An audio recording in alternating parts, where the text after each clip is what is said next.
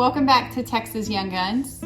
Today we are going to talk about one of the most commonly asked questions we get, and it's, are you saving any money about RVing? What is the cost comparison if we were to go by car or if we were to fly to that location?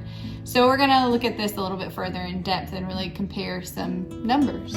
Yeah, just keep in mind that we have these specific numbers for what it cost us on the RV, and we're using our best guess for what it would have cost us doing the other two methods. And also keep in mind that we're not really fancy people. No. So while you might disagree with our hotel choices and flight preferences, just keep in mind that we're kind of a low maintenance couple that doesn't really need the frills. Yeah, we're not one that's like, even though we're on a vacation, we're not gonna go eat, steak meals every night, and we don't have to have the best airline or any of that. It's more about the journey for us. Yeah, and also keep in mind when we're giving you these numbers that we're not gonna include any activities, because we would have done the same activities no matter which method of travel we would have chosen.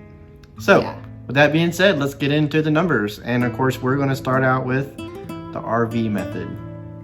So when you travel in an RV, or in our case, a motorhome, you really have some main categories to keep in mind that are going to be your cost. And remember, this does not include activities. So you're going to have your fuel cost, you're going to have your stay or your RV site that you're going to have to pay for.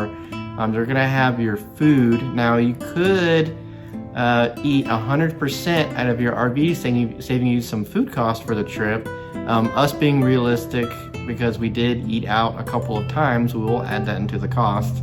And then also, another thing that you do not have to do if you can drive all the way through, but we did stay at a site on the way there just to kind of break up the driving of the trip and make it a little easier on us. But like I said, you don't have to do this, but we did, so we're gonna count it.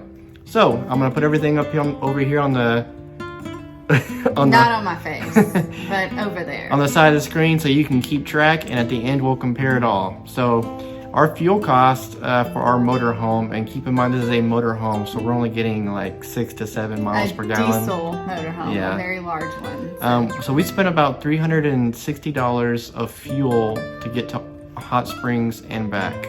Now keep in mind, from where we live to Hot Springs is about 406 miles, so a little over 800 miles round trip. And the last thing would be the little stay that I just talked about. We ended up staying in Texarkana at a little simple KOA. It was only about $35 a night. So altogether, minus all the activities, the trip cost us $711. Yeah, and that also included our site at Catherine's Lane. That's right. So everything to do with the traveling part of it and staying is wrapped up in that price. Yep. And like we said, that cost can vary. We talked about it previously. We chose a premium site, but you can choose a state park, and you can boondock, and you can definitely cut those costs down, but this is just what we chose to do. Yeah, and keep in mind, we're just trying to give you an idea for general RV, so we're not gonna include like our note that we have on the motorhome, because everybody's note's going to be different. Mm-hmm. So moving on. So now the second option of getting to Hot Springs would have been by air.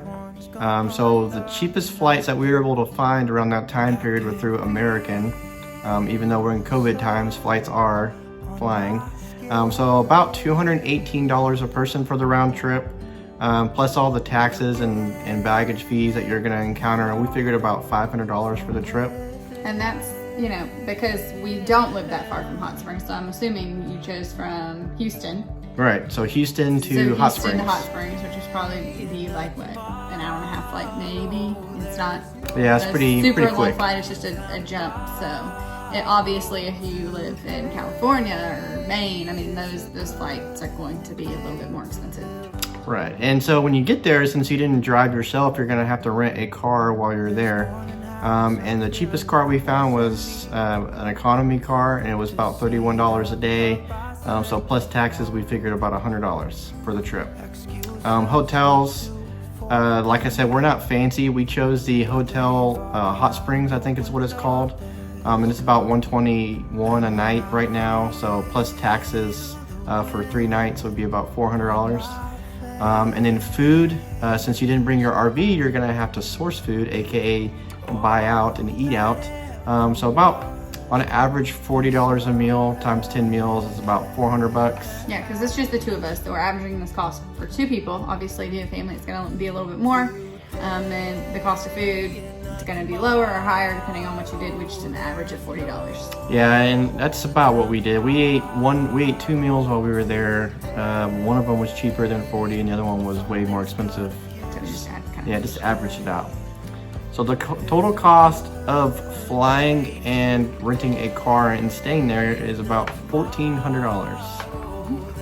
The last method of travel of getting there is by car, if we had driven there, because we're certainly within a distance where we definitely would have considered just driving there if we didn't have Bluebonnet or motorhome.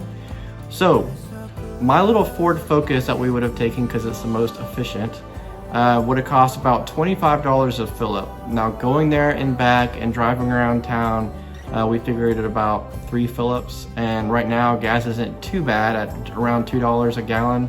Actually it's a little higher, but about the time that we went it was about $2. So we figured about $75 in fuel.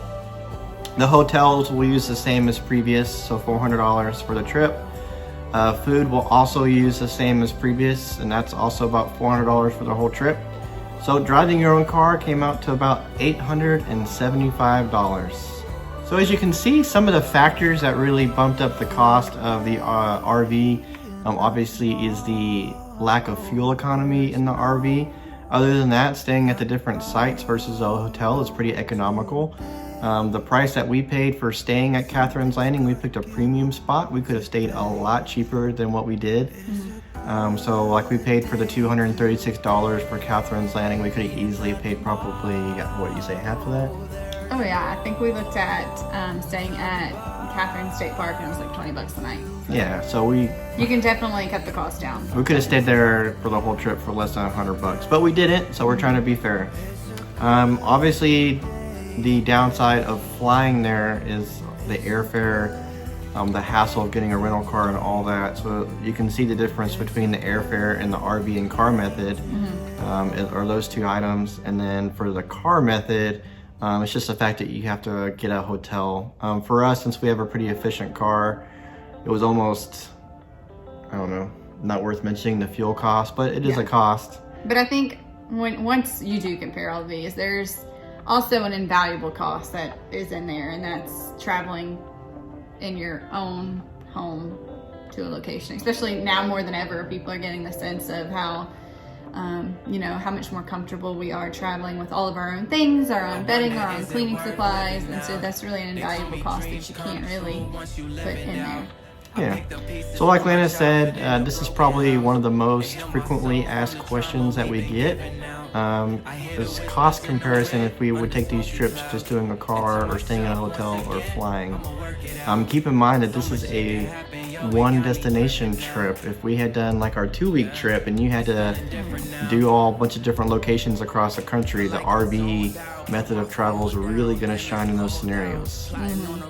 So with that being said, a quick recap of all showed over here. The RV trip was $711, coming in first place. The car was $875, coming in second place, and then in a distant third place is the airfare method of getting to Hot Springs. So I hope that helped you a little bit in getting an insight of the true cost breakdown of those 3 different methods of transportation. And if you liked this video, go ahead, hit like, subscribe, comment, share. We love all of those things, and we'll see you on the next one. Bye. I picked up pieces from my childhood in a broken house and healed my soul from the trauma we've been given out. I hear the whispers in the wind under smoky clouds and tell myself once again I'ma work it out.